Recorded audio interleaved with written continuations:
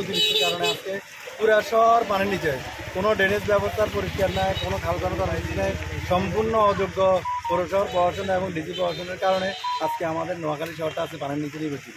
আমরা চাই যে অতি শীঘ্র প্রশাসনের উদ্যোগে এবং সরকারের উদ্যোগে দ্রুত বিভিন্ন ড্রেনেজ ব্যবস্থা খালগুলো বেদখলগুলো যেন দখলমুক্ত করা হয়, আমরা সেই আশা প্রত্যাশা রাখি।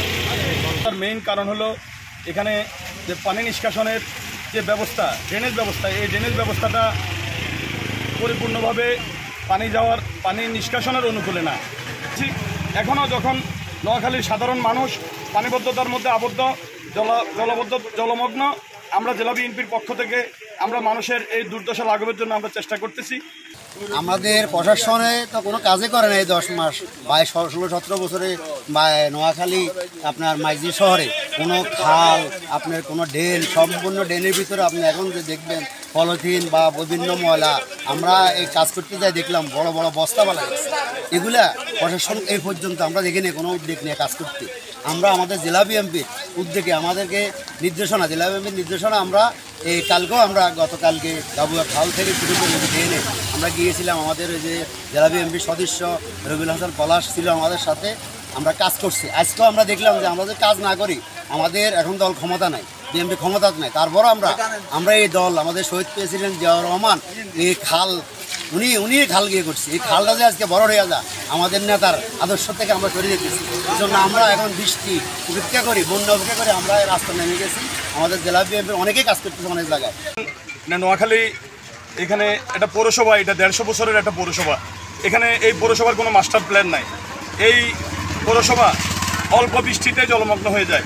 গত 3 দিন এক নাগাড়ে বৃষ্টির কারণে এখানে জলবদ্ধতার মেইন কারণ হলো পানি নিষ্কাশনের অব্যবস্থাপনা।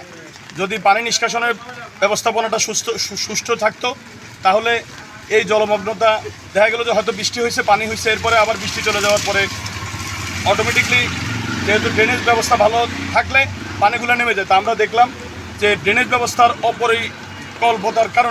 অপরিপক্কতার কারণে আমরা দেখলাম যে এখানে নোয়াখালী শহরের পানি নামার যে ব্যবস্থা, সুব্যবস্থা, এই ব্যবস্থাগুলো নাই, যার কারণে এখানে হাজার হাজার ফ্যামিলি আজকে পানিবন্দী অবস্থায় আছে, যেটা আপনাদের সাংবাদিকদের সহযোগিতায় সারা বাংলাদেশের লোকজন দেখছে। আমাদের এখানে যে প্রশাসনিক কর্মকর্তা আছেন পৌরসভার, আমরা এখন পর্যন্ত দেখি নাই ওনার কোনো উদ্যোগ যে এই জলমগ্নতা থেকে বের হওয়ার জন্য পৌরসভার পক্ষ থেকে কোনো উদ্যোগ আমরা দেখি নাই। আমরা আমাদের দলের নোয়াখালী জেলা বিএনপির আহ্বায়ক মাহবুব আলমগীর আলো এবং সদস্য সচিব হারুনুর রশিদ আজাদের এবং যুগ্ম আহ্বায়ক অ্যাডভোকেট এবিএম জাকারিয়ার নির্দেশনায় আমরা যতটুকু পরিমাণ আমরা চেষ্টা করতেছি মানুষের দুর্ভোগ লাঘব করার জন্য। এই লাঘব আমরা যতদিন বৃষ্টি থাকবে, পানি থাকবে, আমরা নোয়াখালী জেলা বিএনপির পক্ষ থেকে আমরা করে যাব।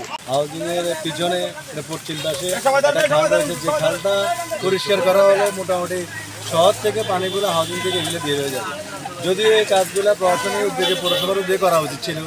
গত বছর বন্যা যেহেতু হয়েছে, এবারে বন্যা বা বৃষ্টি বর্ষার জন্য সরকারের পক্ষ থেকে আমার মনে হয় কোনো প্রস্তুতি নেই, সম্পূর্ণ জিরো ব্যবহার সরকারের পক্ষ থেকে। এবং পৌরসভা তো কোনো কাজই করে না। হাউজিং এলাকা পুরো পানির নিচে, যারা সবচেয়ে বেশি ট্যাক্স কর দেয় হাউজিং এলাকায়, এই এলাকার সিস্টেম জোনটা, সেখানে এই হাউজিংটাও পানির নিচে আজকে। এখন ওই পরিষ্কারের জন্য আমরা আজকে জেলা বিএনপি আমাদেরকে নির্দেশনা দিয়েছে, আমরা আজকে আমরা জেলা স্বেচ্ছাসেবক দল, ছাত্রদল, যুবদল, বিভিন্ন পর্যায়ে নেতাকর্মীরা, শহর বিএনপি আমাদের আসল আমরা আজকে এই খালটা পরিষ্কার করি।